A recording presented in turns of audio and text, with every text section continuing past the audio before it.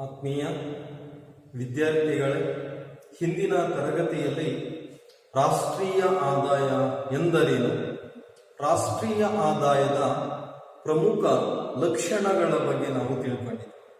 ರಾಷ್ಟ್ರೀಯ ಆದಾಯ ಎಂದರೆ ಒಂದು ದೇಶದಲ್ಲಿ ಒಂದು ವರ್ಷದಲ್ಲಿ ಉತ್ಪಾದನೆಯಾದ ಎಲ್ಲ ಸರಕು ಮತ್ತು ಸೇವೆಗಳ ಹಣರೂಪಿ ಮೌಲ್ಯವನ್ನು ರಾಷ್ಟ್ರೀಯ ಆದಾಯ ಅಂತ ಕರಿತೀವಿ. ಅದೇ ರೀತಿ ರಾಷ್ಟ್ರೀಯ ಆದಾಯದ ಲಕ್ಷಣಗಳನ್ನು ನಾವು ಗಮನಿಸಿದಾಗ ರಾಷ್ಟ್ರೀಯ ಆದಾಯವು ಒಂದು ನಿರ್ದಿಷ್ಟ ಅವಧಿ ಅಥವಾ ಒಂದು ವರ್ಷಕ್ಕೆ ಸಂಬಂಧಿಸಿರುತ್ತದೆ. ಇದು ಸರಕು ಮತ್ತು ಸೇವೆಗಳ ಮೌಲ್ಯ ಅಥವಾ ಬೆಲೆಯನ್ನು ಒಳಗೊಂಡಿರುತ್ತದೆ. ಅದೇ ರೀತಿ ಮಾರುಕಟ್ಟೆಯ ಬೆಲೆಯನ್ನು ಇದು ಒಳಗೊಂಡಿರುತ್ತದೆ. ಒಂದು ದೇಶಕ್ಕೆ ಸಂಬಂಧಿಸಿರುತ್ತದೆ, ಒಂದು ವರ್ಷದ, ಈ ರೀತಿ ರಾಷ್ಟ್ರೀಯ ಆದಾಯದ ವಿವಿಧ ಲಕ್ಷಣಗಳ ಬಗ್ಗೆ ನಾವು ತಿಳ್ಕೊಂಡಿದ್ವಿ. ಈಗ ರಾಷ್ಟ್ರೀಯ ಆದಾಯದ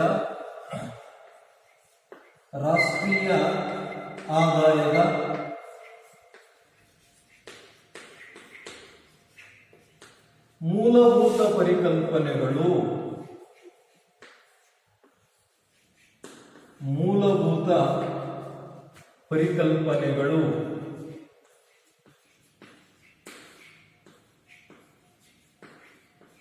ರಾಷ್ಟ್ರೀಯ ಆದಾಯದ ಮೂಲಭೂತ ಪರಿಕಲ್ಪನೆಗಳ ಬಗ್ಗೆ ನಾವು ತಿಳ್ಕೊಳ್ತೀವಿ.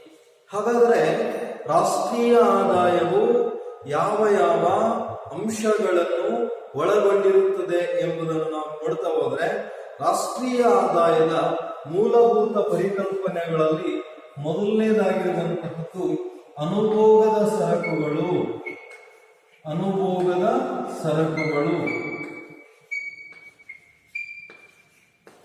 ವಿದ್ಯಾರ್ಥಿಗಳೇ, ಅನುಭೋಗದ ಸರಕುಗಳು ಅಂತ ಹೇಳಿದ್ರೆ ಅಂತಿಮವಾಗಿ ಅನುಭೋಗದ ಉದ್ದೇಶಕ್ಕಾಗಿ ಖರೀದಿಸುವ ಸರಕುಗಳನ್ನು ನಾವು ಅನುಭೋಗದ ಸರಕುಗಳು ಅಂತೇಳಿ ನಾವು ಕರಿತೀವಿ. ಅಂದ್ರೆ ಅಂತಿಮವಾಗಿ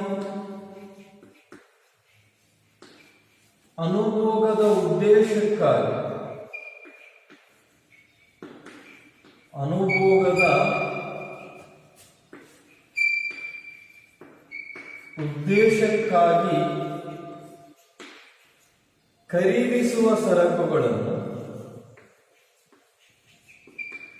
ಖರೀದಿಸುವ ಸರಕುಗಳನ್ನು ಅನುಭೋಗಿ ಸರಕುಗಳು ಅಂತ ಹೇಳ್ತೀವಿ. ಅನುಭೋಗಿ ಸರಕುಗಳು. ಈ ಅನುಭೋಗಿ ಸರಕುಗಳಿಗೆ ಉದಾಹರಣೆ ಅಂತ ಹೇಳಿದ್ರೆ ಆಹಾರದ ಪದಾರ್ಥಗಳು, ಪಾನೀಯಗಳು, ಮೊಬೈಲ್ ಫೋನು, ಅದೇ ರೀತಿ ಸೇವೆಗಳಾದ ಸಾರಿಗೆ, ಮನರಂಜನೆ ಇತ್ಯಾದಿಗಳು ಅನುಭೋಗದ ಸರಕುಗಳಿಗೆ ಉದಾಹರಣೆಯಾಗಿದೆ. ಹಾಗಾದ್ರೆ ಎರಡನೇದಾದಂತಹ ಒಂದು ಪರಿಕಲ್ಪನೆ ಯಾವುದಪ್ಪ ಅಂತ ಹೇಳಿದ್ರೆ ಬಂಡವಾಳದ ಸರಕುಗಳು, ಕ್ಯಾಪಿಟಲ್ ಗೂಡ್ಸ್ ಅಂತ ಹೇಳ್ತೀವಿ. ಬಂಡವಾಳದ ಸರಕುಗಳು. ವಿದ್ಯಾರ್ಥಿಗಳೇ, ಉತ್ಪಾದನೆಯಲ್ಲಿ ಕೆಲವು ಸರಕುಗಳನ್ನು ಉತ್ಪಾದಿಸಲು ಬಳಸುವಂತಹ ಸರಕುಗಳನ್ನು ನಾವು ಬಂಡವಾಳದ ಸರಕುಗಳು ಅಂತೇಳಿ ಕರಿತೀವಿ. ಅಂದ್ರೆ ಇತರೆ ಸರಕುಗಳ ಉತ್ಪಾದನೆಯಲ್ಲಿ ಬಳಕೆ ಮಾಡುವಂತಹ ಸರಕುಗಳನ್ನು ಇತರೆ ಸರಕುಗಳ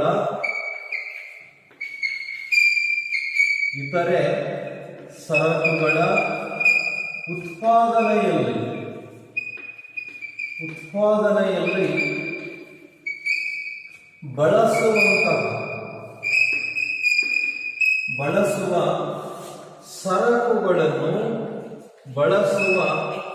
ಸರಕುಗಳನ್ನು ನಾವು ಏನಂತ ಹೇಳಿ ಕರಿತೀವಿ? ಬಂಡವಾಳದ ಸರಕುಗಳು ಅಂತ ಹೇಳ್ತೀವಿ. ಬಂಡವಾಳದ ಸರಕುಗಳು. ಈ ಬಂಡವಾಳದ ಸರಕುಗಳಿಗೆ ಉದಾಹರಣೆ ಏನಪ್ಪಾ ಅಂತ ಹೇಳಿದ್ರೆ ಯಂತ್ರೋಪಕರಣಗಳು, ಉಪಕರಣಗಳು, ಯಂತ್ರದ ಬಿಡಿಭಾಗಗಳು ಮೊದಲಾದಂತಹವುಗಳನ್ನು ನಾವು ಬಂಡವಾಳದ ಸರಕುಗಳು ಅಂತೇಳಿ ಕರಿತೀವಿ. ಈ ಬಂಡವಾಳದ ಸರಕುಗಳು ರಾಷ್ಟ್ರೀಯ ಆದಾಯದ ಮೂಲಭೂತ ಪರಿಕಲ್ಪನೆಗಳಲ್ಲಿ ಒಂದಾಗಿದೆ. ನೆಕ್ಸ್ಟ್ ಮಧ್ಯಂತರ ಸರಕುಗಳು. ಏನು ಮಧ್ಯಂತರ ಸರಕುಗಳು, ಇಂಟರ್ಮೀಡಿಯೇಟ್ ಗೂಡ್ಸ್ ಅಂತ ಹೇಳ್ತೀವಿ. ಮಧ್ಯಂತರ ಸರಕುಗಳು ನೋಡ್ರಿ, ಕೆಲವು ಉತ್ಪಾದಕರು ಉತ್ಪಾದಿಸಿದ ಸರಕುಗಳನ್ನು ಇತರೆ ಉತ್ಪಾದಕರು ಉತ್ಪಾದನೆಯಲ್ಲಿ ಬಳಸಿಕೊಂಡರೆ ಅಂತಹ ಸರಕುಗಳನ್ನು ನಾವು ಮಧ್ಯಂತರ ಸರಕುಗಳು ಅಂತ ಹೇಳಿ ಕರಿತೀವಿ. ಅಂದ್ರೆ ಉತ್ಪಾದನೆಯಲ್ಲಿ ಯಾರಾದ್ರೂ ಕೆಲವರು ಅಂತಿಮವಾಗಿ ಉತ್ಪಾದನೆ ಮಾಡಿರ್ತಾರೆ, ಅಂತಹ ಉತ್ಪಾದನೆ ಮಾಡಿದಂತಹ ವಸ್ತುಗಳನ್ನು ಇತರೆ ಉತ್ಪಾದಕರು ಉತ್ಪಾದನೆಯಲ್ಲಿ ಬಳಕೆ ಮಾಡಿಕೊಂಡ್ರೆ ಅಂತಹ ಸರಕುಗಳನ್ನು ನಾವು ಮಧ್ಯಂತರ ಸರಕುಗಳು ಅಂತ ಹೇಳ್ತೇವೆ. ಉದಾಹರಣೆ, ಕೃಷಿಯಲ್ಲಿ ಕೃಷಿಕರು ಕಬ್ಬನ್ನು ಉತ್ಪಾದನೆ ಮಾಡ್ತಾರೆ. ಕೃಷಿಕರು ಕಬ್ಬನ್ನು ಉತ್ಪಾದನೆ ಮಾಡಿದ್ರೆ ಅದು ಅವರಿಗೆ ಅಂತಿಮ ಸರಕು. ಅದೇ ಒಂದು ಕಬ್ಬನ್ನು ಕೈಗಾರಿಕೆಯಲ್ಲಿ ಸಕ್ಕರೆಯನ್ನು ಉತ್ಪಾದನೆ ಮಾಡೋದಕ್ಕೆ ಬಳಕೆ ಮಾಡ್ತಾರೆ. ಹಾಗಾದ್ರೆ ಕಬ್ಬು ಎಂತಹ ಸರಕು? ಮಧ್ಯಂತರ ಸರಕು. ಅದೇ ರೀತಿ ಕೆಲವೊಂದು ಪ್ರಮುಖವಾಗಿ ಹತ್ತಿ ಬಟ್ಟೆ, ಕೃಷಿಯಲ್ಲಿ ಹತ್ತಿಯನ್ನು ಉತ್ಪಾದನೆ ಮಾಡಿದರೆ ಕೈಗಾರಿಕೆಗಳು ಆ ಹತ್ತಿಯನ್ನು ಕಚ್ಚಾ ವಸ್ತುವನ್ನಾಗಿ ಬಳಕೆ ಮಾಡ್ತಾರೆ. ಹೀಗೆ ಇತರೆ ಉತ್ಪಾದಕರು ಉತ್ಪಾದಿಸಿದ ವಸ್ತುವನ್ನು ಇತರೆ ಉತ್ಪಾದಕರು ಉತ್ಪಾದನೆಯಲ್ಲಿ ಬಳಸಿಕೊಂಡರೆ ಅದನ್ನು ನಾವೇನು ಕರಿತೀವಿ? ಮಧ್ಯಂತರ ಸರಕು ಅಂತ ಹೇಳಿ ಕರಿತೀವಿ. ಕೆಲವು ಉತ್ಪಾದಕರು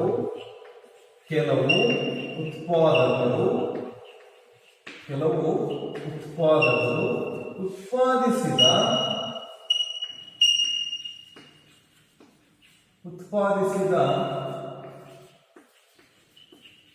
ಸರಕುಗಳನ್ನು ಇತರೆ ಉತ್ಪಾದಕರು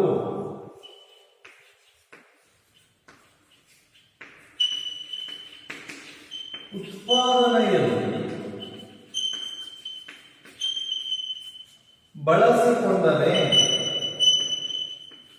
ಬಳಸಿಕೊಂಡರೆ ಅಂತಹ ಸರಕುಗಳನ್ನು ನಾವು ಮಧ್ಯಂತರ ಸರಕುಗಳು ಅಂತ ಹೇಳ್ತೇವೆ. ಉದಾಹರಣೆ, ಹತ್ತಿ ಆಗಿರ್ಬೋದು, ಕಬ್ಬು ಆಗಿರ್ಬೋದು, ಅದೇ ರೀತಿ ಪೀಠೋಪಕರಣಗಳ ತಯಾರಿಕೆಯಲ್ಲಿ ಬಳಸುವಂತಹ ಹಲಗೆಗಳಾಗಿರ್ಬೋದು, ಮರದ ಹಲಗೆಗಳು ಇತ್ಯಾದಿಗಳನ್ನು ನಾವು ಮಧ್ಯಂತರದ ಸರಕುಗಳು ಅಂತೇಳಿ ಕರೀತೀವಿ.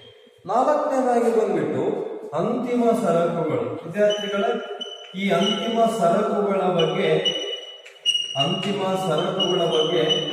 4 ಮಾರ್ಕ್ಸ್ಗೆ ಪ್ರಶ್ನೆಯನ್ನು ಕೇಳ್ತಾರೆ. ಎಷ್ಟು ಮಾರ್ಕ್ಸ್ಗೆ?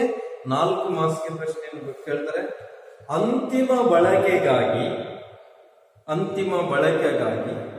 ಖರೀದಿಸಲ್ಪಡುವ ಸರಕುಗಳನ್ನು ನಾವು ಅಂತಿಮ ಸರಕುಗಳು ಅಂತೇಳಿ ಕರೀತೀವಿ. ಉದಾಹರಣೆ, ಟೆಲಿವಿಷನ್, ಕೈಗಡಿಯಾರ, ಸಕ್ಕರೆ, ಕಾರ್, ಮೊಬೈಲ್ ಇತ್ಯಾದಿಗಳು. ಇಂತಹ ಸರಕುಗಳನ್ನು ಸಾಮಾನ್ಯವಾಗಿ ಬೇರೆ ಸರಕುಗಳನ್ನು ಉತ್ಪಾದನೆ ಮಾಡಲು ಬಳಕೆ ಮಾಡುವುದಿಲ್ಲ, ಅಂತಿಮವಾಗಿ ಅದನ್ನ ಅನುಭೋಗ ಮಾಡಲಾಗುತ್ತೆ. ಗೊತ್ತಾಯ್ತಾ? ಟಿವಿ ಆಗಿರ್ಬೋದು, ಟಿವಿನ ಬೇರೆ ವಸ್ತುಗಳನ್ನು ಉತ್ಪಾದನೆ ಮಾಡಕ್ಕೆ ಬರಲ್ಲ, ಅಂತಿಮವಾಗಿ ಅದು ಬಳಕೆ ಮಾಡುತ್ತೆ.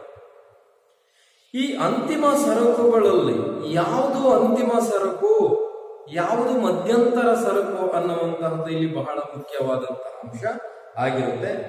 ಈ ರಾಷ್ಟ್ರೀಯ ವರಮಾನವನ್ನು ಮಾಪನ ಮಾಡುವಂತಹ ಸಂದರ್ಭದಲ್ಲಿ ಕೇವಲ ಅಂತಿಮ ಸರಕು ಮತ್ತು ಸೇವೆಗಳ ಮೌಲ್ಯಗಳನ್ನು ರಾಷ್ಟ್ರೀಯ ಆದಾಯದಲ್ಲಿ ಸೇರ್ಪಡೆ ಮಾಡಿಕೊಳ್ಳಲಾಗುತ್ತದೆ. ನಾನು ಒಂದು ಉದಾಹರಣೆಯ ಮೂಲಕ ಅಂತಿಮ ಸರಕುಗಳನ್ನು ನಾನು ವಿವರಿಸ್ತಾ ಹೋಗ್ತೀನಿ. ನಾನು ಬರೀತೀನಿ, ಅಂತಿಮ ಬಳಕೆಗಾಗಿ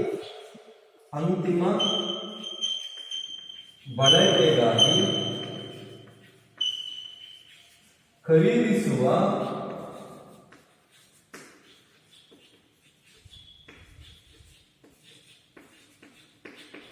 ಸರಕುಗಳನ್ನು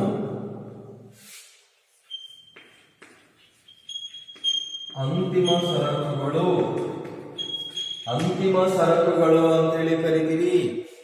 ಈ ಅಂತಿಮ ಸರಕುಗಳಿಗೆ ಉದಾಹರಣೆ ನಾನು ಹೇಳಿದೀನಿ. ಮೊಬೈಲ್ ಫೋನ್ ಆಗಿರ್ಬೋದು, ಗಡಿಯಾರ ಆಗಿರ್ಬೋದು, ಟಿವಿ ಆಗಿರ್ಬೋದು, ಸಕ್ಕರೆ ಆಗಿರ್ಬೋದು, ಇವೆಲ್ಲ ಅಂತಿಮ ಸರಕುಗಳು. ಈ ಅಂತಿಮ ಸರಕುಗಳನ್ನು ರಾಷ್ಟ್ರೀಯ ಆದಾಯವನ್ನು ಮಾಪನ ಮಾಡುವಂತಹ ಸಂದರ್ಭದಲ್ಲಿ ಬಳಕೆ ಮಾಡಲಾಗುತ್ತದೆ.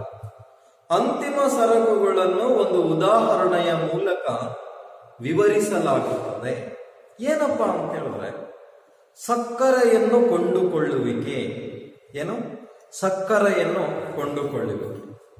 ಸಕ್ಕರೆಯನ್ನು ನಮ್ಮ ಗೃಹೋಪಯೋಗಿ ವಸ್ತುಗಳು ಅಥವಾ ನಮ್ಮ ಮನೆಯ ಬಳಕೆಗೆ ಸಕ್ಕರೆಯನ್ನು ಬಳಕೆ ಮಾಡಿದ್ರೆ, ಫಾರ್ ಎಕ್ಸಾಂಪಲ್ ಮನೆಯಲ್ಲಿ ಟೀ ಮಾಡೋದಕ್ಕೆ, ಮನೆಯಲ್ಲಿ ಕಾಫಿ ಮಾಡೋದಕ್ಕೆ ಸಕ್ಕರೆಯನ್ನು ನಾವು ಬಳಕೆ ಮಾಡಿದ್ರೆ ಅದು ಅಂತಿಮ ಸರಕಾಗಿದೆ.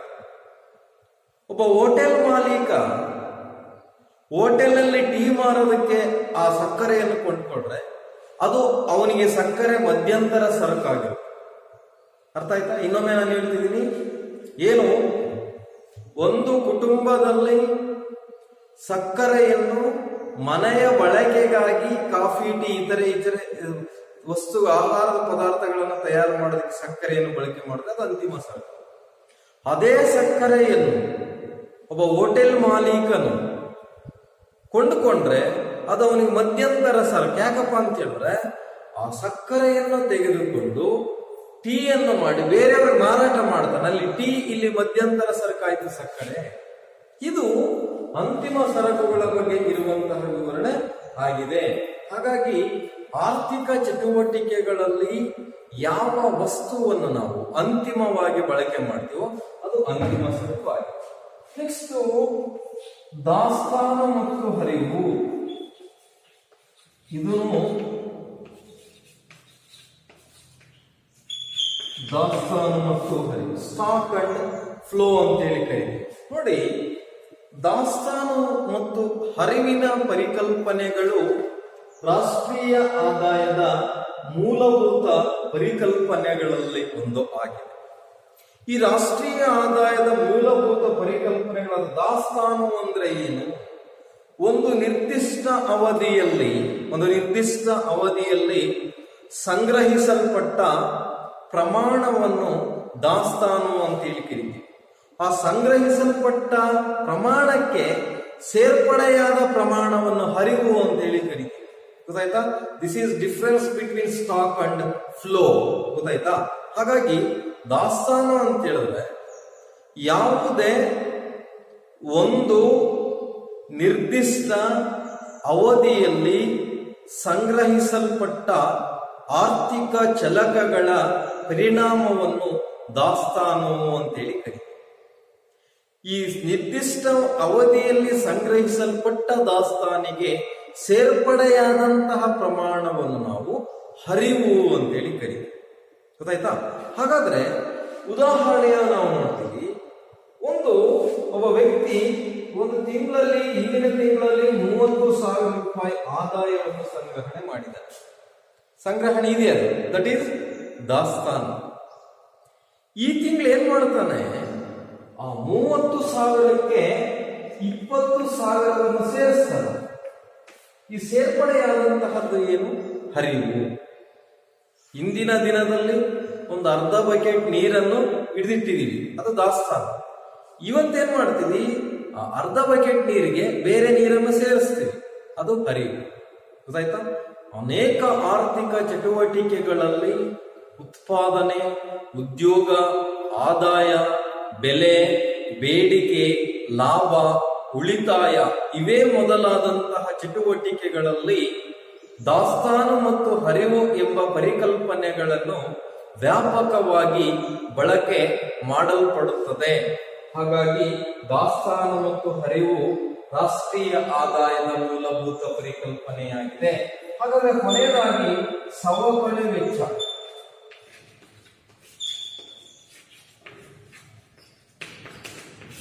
ಸವಕಳಿ ವೆಚ್ಚ, ಡಿಪ್ರಿಸಿಯೇಷನ್ ಕಾಸ್ಟ್ ಅಂತ ನೋಡ್ರಿ. ರಾಷ್ಟ್ರೀಯ ಆದಾಯದಲ್ಲಿ ವ್ಯಾಪಕವಾಗಿ ಬಳಕೆ ಮಾಡಲ್ಪಡುವಂತಹ ಒಂದು ಪ್ರಮುಖವಾದಂತಹ ಅಂಶ ಯಾವ್ದಪ್ಪ ಅಂತ ಹೇಳಿದ್ರೆ ಈ ಸವಕಳಿ ವೆಚ್ಚ, ಡಿಸಿ, ಡಿಪ್ರಿಸಿಯೇಷನ್ ಕಾಸ್ಟ್ ಅಂತ ಹೇಳ್ತೀವಿ. ಏನು ಸವಕಳಿ ವೆಚ್ಚ ಅಂತ ಹೇಳಿದ್ರೆ ಉತ್ಪಾದನೆಯಲ್ಲಿ ಬಳಕೆ ಮಾಡುವಂತಹ ಯಂತ್ರೋಪಕರಣಗಳು, ಪ್ರಮುಖವಾಗಿ ಕಟ್ಟಡಗಳು, ಸಲಕರಣೆಗಳು, ಬಿಡಿಭಾಗಗಳು, ರಸ್ತೆ, ರೈಲ್ವೆ ಮೊದಲಾದವುಗಳ ರಿಪೇರಿಗಾಗಿ ಮಾಡುವಂತಹ ವೆಚ್ಚವನ್ನು ಸವಕಳಿ ವೆಚ್ಚ ಅಂತೇಳಿ ಕರೀತೀವಿ. ಈ ಸವಕಳಿ ವೆಚ್ಚವನ್ನು ರಾಷ್ಟ್ರೀಯ ಆದಾಯದಲ್ಲಿ ಸೇರ್ಪಡೆ ಮಾಡಬೇಕೇ ಅಥವಾ ಬೇಡವೇ ಎನ್ನುವಂತಹ ಸಮಸ್ಯೆ ಉದ್ಭವ ಆಗುತ್ತೆ. ಇಷ್ಟು ರಾಷ್ಟ್ರೀಯ ಆದಾಯದ ಮೂಲಭೂತ ಪರಿಕಲ್ಪನೆಗಳು. ನಾನು ಇನ್ನೊಂದು ವಿಷಯ ಹೇಳ್ತೀನಿ, ಇಲ್ಲಿಗೆ ಇದು ಕಂಪ್ಲೀಟ್ ಆಯ್ತು. ನೆಕ್ಸ್ಟ್ ಇನ್ನೊಂದು ಯಾವ್ದಪ್ಪ ಅಂತ ಹೇಳಿದ್ರೆ ಅದು ವರಮಾನದ ವೃತ್ತಾಕಾರದ ಪರಿಚಲನೆಯಲ್ಲಿ ವರಮಾನದ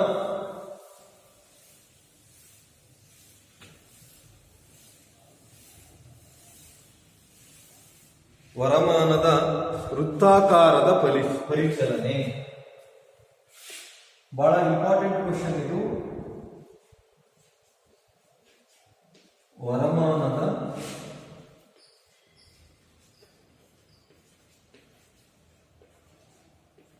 ವೃತ್ತಾಕಾರದ ಪರಿಚಲನೆ.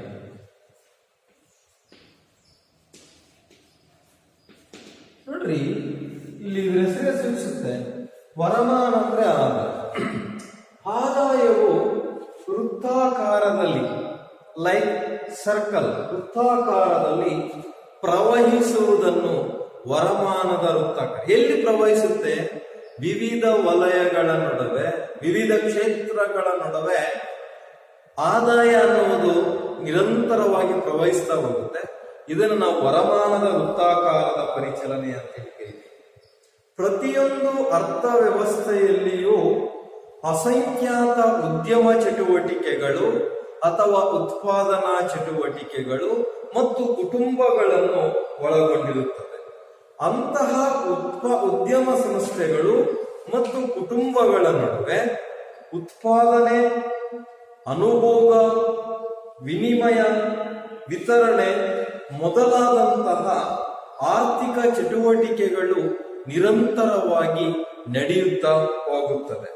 ಈ ರೀತಿ ಚಟುವಟಿಕೆಗಳಲ್ಲಿ ಆದಾಯ ಮತ್ತು ವೆಚ್ಚ, ಅದರಲ್ಲಿ ಮುಖ್ಯವಾಗಿ ಆದಾಯವು ವಿವಿಧ ವಲಯಗಳ ನಡುವೆ ಪ್ರವಹಿಸುವುದನ್ನು ನಾವು ವರಮಾನದ ವೃತ್ತಾಕಾರ. ಯಾವ ರೂಪದಲ್ಲಿ ಪ್ರವಹಿಸುತ್ತೆ? ಉತ್ಪಾದನೆ, ವೆಚ್ಚ, ವಿನಿಮಯ, ಮಾರಾಟ ಮೊದಲಾದವುಗಳ ರೂಪದಲ್ಲಿ ಆದಾಯ ವರಮಾನದ ವೃತ್ತಾಕಾರದ ರೂಪದಲ್ಲಿ ಪರಿಚಲನೆ ಆಗ್ತಾ ಹೋಗುತ್ತೆ. ಅದನ್ನು ನಾವು ಏನಂತ ಹೇಳಿ ಕರಿತೀವಿ? ವರಮಾನದ ವೃತ್ತಾಕಾರದ ಪರಿಚಲನೆ ಅಂತೇಳಿ ಕರಿತಾ ಹೋಗ್ತೀವಿ. ಇಲ್ಲಿ ಒಂದು ಸರಳ ಅರ್ಥವ್ಯವಸ್ಥೆಯ ಆಧಾರದ ಮೇಲೆ, ಒಂದು ಸರಳ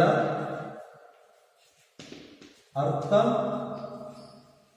ವ್ಯವಸ್ಥೆಯ ಆಧಾರದ ಮೇಲೆ ವರಮಾನದ ವೃತ್ತಾಕಾರದ ಪರಿಚಲನೆಯನ್ನು ವಿವರಿಸಲಾಗುತ್ತದೆ. ಸರಳ ಅರ್ಥವ್ಯವಸ್ಥೆ ಎಂದರೆ ಇಲ್ಲಿ ಸರ್ಕಾರವಾಗಲಿ, ವಿದೇಶಿ ವ್ಯಾಪಾರವಾಗಲಿ, ಉಳಿತಾಯವಾಗಲಿ ಇಲ್ಲದೆ ಇರುವ ಅರ್ಥವ್ಯವಸ್ಥೆಯನ್ನು ಸರಳ ಅರ್ಥವ್ಯವಸ್ಥೆ ಅಂತ ಹೇಳ್ತೀವಿ. ಸರ್ಕಾರ ಇರಲ್ಲ, ವಿದೇಶಿ ವ್ಯಾಪಾರ ಇರಲ್ಲ, ಜನರು ಹಣವನ್ನು ಉಳಿತಾಯ ಮಾಡಲ್ಲ. ಇಂತಹ ಅರ್ಥವ್ಯವಸ್ಥೆ ಇದ್ರೆ ಅದನ್ನು ಸರಳ ಅರ್ಥವ್ಯವಸ್ಥೆ ಅಂತ ಹೇಳ್ತೀವಿ. ಈ ಸರಳ ಅರ್ಥವ್ಯವಸ್ಥೆಯಲ್ಲಿ ಪ್ರಮುಖವಾಗಿ ಎರಡು ವಲಯಗಳಿರುತ್ತೆ. ಆ ಎರಡು ವಲಯಗಳು ಯಾವಪ್ಪ ಅಂತ ಹೇಳಿದ್ರೆ, ಒಂದು ಕುಟುಂಬ ವಲಯ, ಎರಡನೇದಾಗಿ ಉದ್ಯಮ ವಲಯ. ಈ ಎರಡು ವಲಯಗಳು ಇರುತ್ತೆ. ಇಲ್ಲಿ ಕುಟುಂಬಗಳು ಉತ್ಪಾದನಾಂಗಗಳ ಒಡೆತನವನ್ನು ಹೊಂದಿರುತ್ತೆ ಮತ್ತು ಉದ್ದಿಮೆಗಳು ಈ ಕುಟುಂಬಗಳಿಂದ ಉತ್ಪಾದನಾಂಗಗಳನ್ನು ಕೊಂಡುಕೊಳ್ಳುತ್ತವೆ.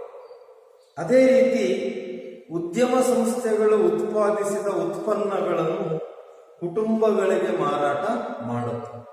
ಇದರ ಜೊತೆಗೆ ಸರ್ಕಾರ ಅಥವಾ ವಿದೇಶಿ ವ್ಯಾಪಾರ ಇಲ್ಲೇ ಇರುವಂತಹ ಮುಚ್ಚಿದ ಅರ್ಥವ್ಯವಸ್ಥೆ ಇದೆ. ಈ ವರಮಾನದ ವೃತ್ತಾಕಾರವನ್ನು ಒಂದು ಮಾದರಿಯ ಮೂಲಕ ನಾವು ವಿವರಿಸ್ತಾ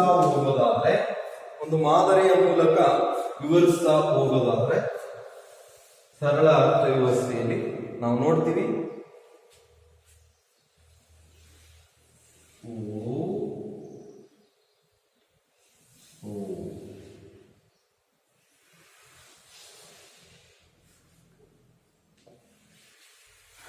ಇದು ವರಮಾನದ ವೃತ್ತಾಕಾರದ ಒಂದು ಪರಿಚಲನೆ.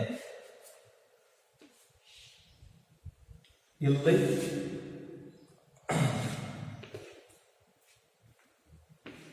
ಇದು ನೋಡ್ಕೊಂಡು ವಿವರಿಸಬಹುದು ಸುಲಭವಾಗಿ.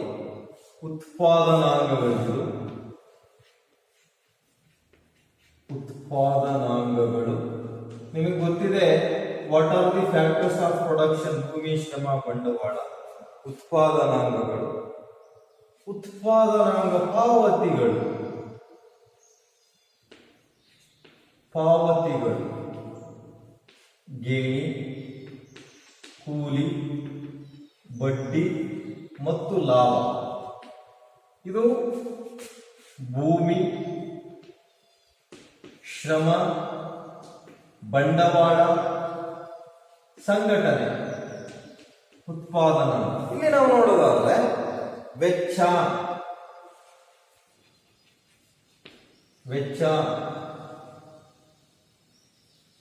ಇಲ್ಲೇನು ಸರಕು ಸೇವೆಗಳ ಪೂರೈಕೆ.